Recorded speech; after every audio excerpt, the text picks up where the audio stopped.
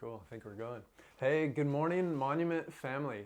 My name is Chris Fela, as Petey probably mentioned in an email to you to set this up. And I'm actually super excited to be able to share a couple thoughts with you from my little office here in Morro Bay, California. So I actually pastor a church here in Morro Bay. It's called Coastlands Vineyard Church. I've been doing that for about 7 years now. And we moved here actually from China, where I was leading a team of youth with a mission workers for about 5 years doing community development. We started a snowboard outreach. We actually got to introduce the sport and the industry of snowboarding to our whole province in the middle of China. So we did that for about 5 years. And before that, I worked at Youth with a Mission in Denver, Colorado for about 12 years. And that's where I met PDB. So I've known that guy for 20 years, which makes me feel crazy old. I like to joke that we met each other when we were like 5, but I've known that guy for 20 years, and he's like a brother from another mother. And so when he reached out and he was like, "Hey, would you be willing to share some thoughts?" He and I have been talking a lot over the last little bit, just kind of how similar our journeys have been and what God's doing in us and through us and how we're navigating this time. And so when he reached out to me and he was like, "Hey, would you be willing to just take 15 minutes and share some of the things you've been processing with your community, with ours, because I think it's really powerful." And I was super excited to do that. So a couple things you need to know about me before we jump in though. So I've been married for 17 years to this amazing woman named Sarah. And I've got 3 boys. One of them is 14. He's almost as tall as me now, and he always reminds me, kind of stands up a little taller when he's next to me. The other one is 10, and then we have a 6-year-old. So we've got 3 boys, different ages, and they are processing this whole COVID thing in such distinct ways that it's been really interesting for our family. And the main thing that's been on my heart to share with you, and that I've been really working on for myself, with my family, with our church community here, and with anybody that I have a chance to share with, is that this is an incredible time to go deeper in having self-compassion. Because I don't know about you, so maybe you're expecting me to start with a scripture or start with a Bible story. I'm not going to do that yet, if at all. So can you just let me off the hook there a little bit, just have a heart-to-heart conversation with you? But a few weeks ago, I found myself just in this absolute emotional funk. I was in such a weird space, and that's not normal for me. So I keep myself so active and so busy and so creative that I don't really even know how to or give myself space to acknowledge when I feel off. So when I start to feel off, I'll start doing something, I'll start connecting with somebody, but I don't know how to work through these things that are going on in me. And confession, honest confession, when all this COVID stuff started happening, I actually got oddly energized. It was this weird thing where we heard people telling stories about how painful, how challenging, how their anxiety was going up. And I couldn't really relate to that because I was like, I'm actually lit up by this. And there's this thing called helper's high. Maybe some of you are familiar with that, have experienced that, where when people are around you in crisis, you actually get energized by that. And when things are calm, you're actually a little bit bored, and you might even have a tendency to stir things up. So maybe you found yourself energized and maybe secretly felt guilty about that. Maybe you found yourself with your stress levels rising a little bit and not sure what to do with it. But I just found myself at this low point, and I had to just get away from my family, from my kiddos. I had to give them some space for myself and carve out some space for myself. And I was sitting there, and to make it worse, it was a Saturday evening, and I had to teach the following morning. And I was like, I have nothing to say. I have nothing to give. I just feel like, blah. And I just paused for a moment. And what I ended up doing is I took out this piece of paper and I wrote the word lost. Actually, I'm gonna write it on the whiteboard for you here. And by the way, I'm gonna invite you to actually do this in a couple minutes. So, but you know what, before we get to that, let me just frame this just a tiny bit more for you, okay?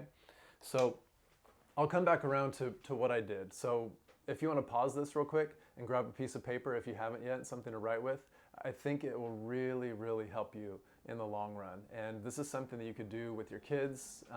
We did this as a whole family, and it was really powerful. But one of the things that I want you to know before we do this exercise is that sometimes we need better tools to orient ourselves into really what's going on in times of disruption and change and disorientation. Think about this for a minute. How different is your life now from just a month and a half, 2 months ago, right? How many of you are now finding yourselves as homeschool parents that maybe weren't before? How many of you are working from home and you're realizing, oh, it was actually kind of nice to have those, 7 or 8 hours away from my partner, away from my spouse, so that I could kind of just have my own, do my own thing. And then we came back together and it was more rich. And now all of a sudden we're working from home. We don't have time to get away from each other. And so everything is amplified in this season. One of the things that's been really helpful for me to know is that there's a massive difference between change and transition. Change is what happens outside of us. So change is the shift between how our external roles look, right? Where are we working from? What are we doing with our time? How are our interactions with people, right? We're not going to a Sunday morning gathering in a building anymore. We're meeting over Zoom or doing, live streaming church, whatever it is. So there's all these external changes. But what's really the important work is to understand that transition is different than change. Change are those externals. Transition is the internal process we go through to actually grow and become more of who we are through the time of change.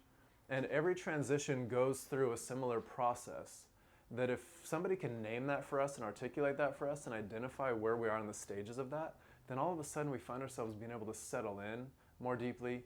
We have more compassion on ourselves, and we're able to really experience the time as a fertile opportunity for growth and transformation instead of just stress and anxiety. So every transition goes through a process of endings to the in-between space, the neutral zone, to a new beginning. And maybe I should have gone this way for you. I'm not sure which way my hands should be going right now, but you know what I mean.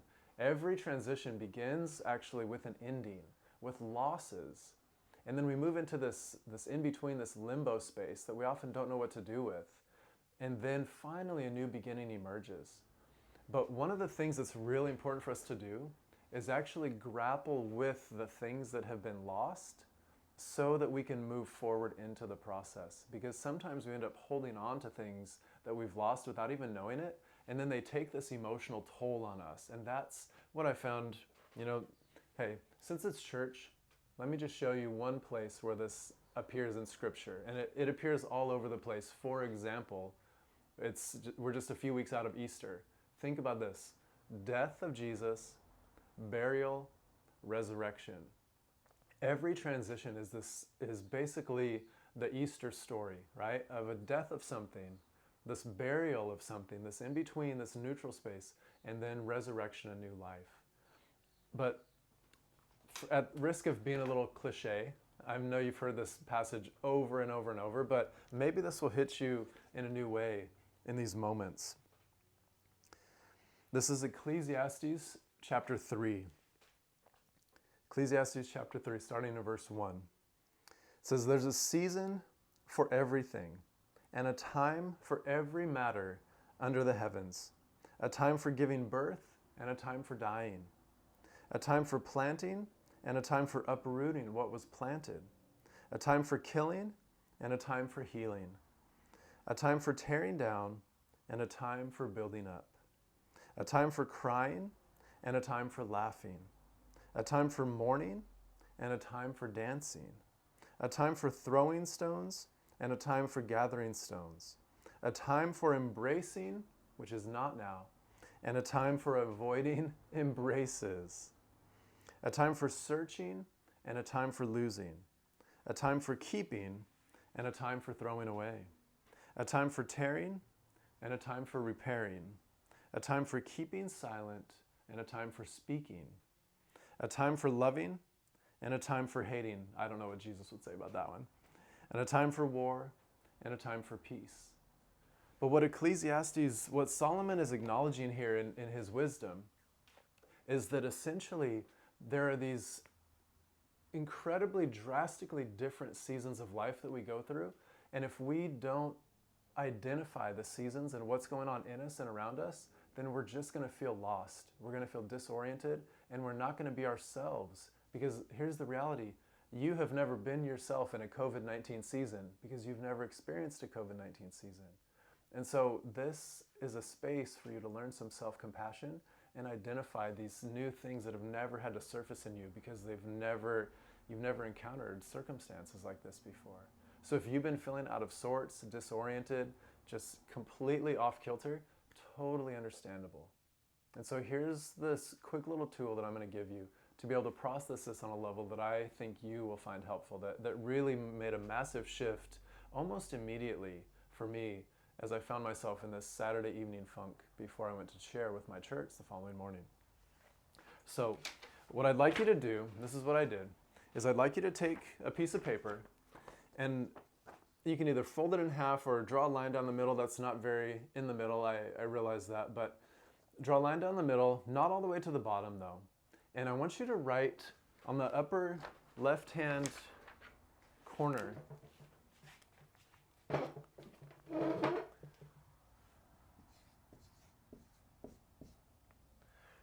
I want to invite you to write the word lost. And then on the right-hand side, I want to invite you to write the word gained.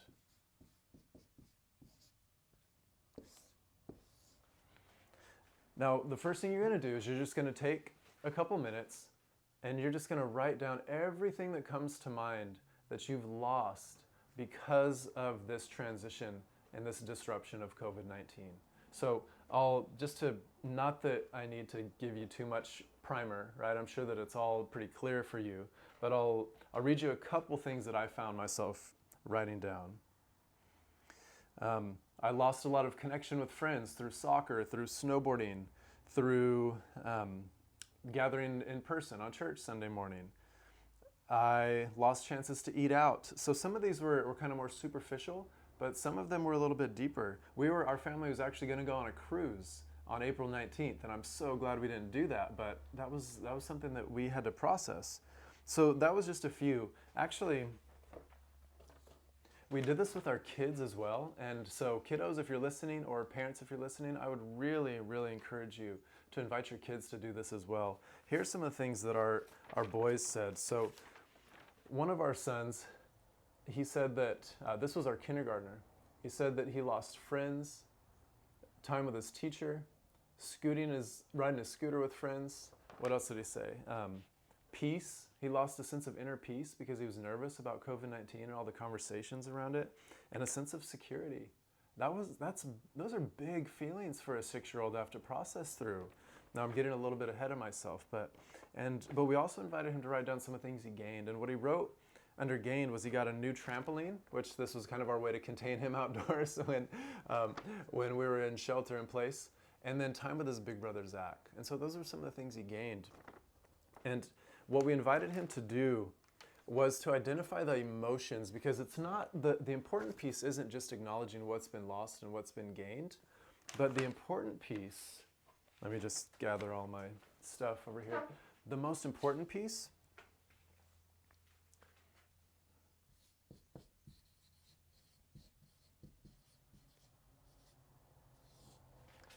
is to identify the underlying emotions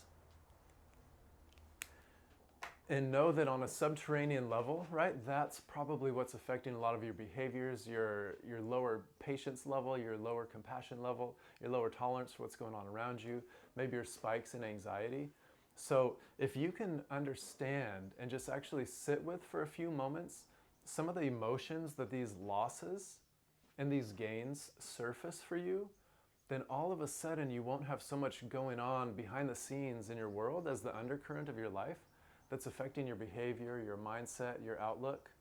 So the invitation here is to actually identify these emotions and then sit with somebody and process some of this out loud. What I did is I took this and I came home to my wife and I just said, hey, can I share with you some of the things I'm identifying right now? Can I read you some of this? And then I just needed to let myself feel, and this is not something I'm normally good at. Some of you guys might think like this is just a really weird exercise. I really needed just to let myself feel the challenge and the pain and the frustration, the disappointment that I was feeling. And I needed to let itself work its way through me so that I could find my bearings again on the other side. So we did this with um, our 10-year-old never really follows directions. He gets that from his dad, but so he wrote things on the opposite side. But we had him do this as well. Some of the things that he wrote that he lost were close relationships, karate, a trip to the water park, and one of the things that he gained, which is a loss for me, was more screen time. So that's a whole nother topic for a whole another day. But so we were all able to sit down together as a family and just say, what are you feeling about this? How is this loss impacting you? And then being able to share. And if you're so inclined, we took some time and actually prayed for each other. And it was really, really powerful. So here's the last thing I want to say to you. And if I'm missing anything important, I'm sorry, but I hope that you hear my heart, and I hope this activity is helpful for you. Here's the thing that I want to say to you. As you look at all those losses, I want you to hear that I'm really sorry, and that it's okay for you to be sad or disappointed or discouraged. We have friends that were supposed to graduate college, and I know that walking, along that stage and getting a diploma isn't the culmination of, it's not the entirety of the experience, but it's a powerful symbol of all the hard work and dedication of the last, years of life. So whether it was college friends or seniors in high school or 8th graders, just the loss of graduation. For friends, people that have lost connection with loved ones. For any of you that have actually lost health or lost loved ones because of COVID and because of things going on around this. For those of you that lost jobs and income. For those of you that have lost sanity, not literally, right? And I mean, maybe you feel like that, right? But for those of you that have lost peace of mind and an inner sense of security, I'm really sorry. And it's okay to find yourself behaving differently, because this season is really taking a toll on us. And so my hope for you, as you give yourself permission to hold the space to process through this, is that you'll not feel pressure to move so quickly or very quickly past the loss and necessarily look at the bright side. But as you go through the process of acknowledging the loss, the pain, the grief, and moving towards the other side, that you will find a deeper level of hope that's buoying you up, that's holding you up. And may you find God actually meeting you in that loss, in that pain, and saying, this is okay, I get it, I understand, and there's new life coming, and I will help bring that to pass. You don't have to control it, manage it, manufacture it. Just lean into me. Lean into who you are and what you need in this moment, and have compassion on yourself, because God is saying, I have compassion on you. I see you right now, and I'm with you, and we're going to get through this. So thank you for spending this morning with me, and yeah, I love you by association, because you're PDB's family, so you're my family, and thank you for your time, and may God meet you with hope in a powerful way this week.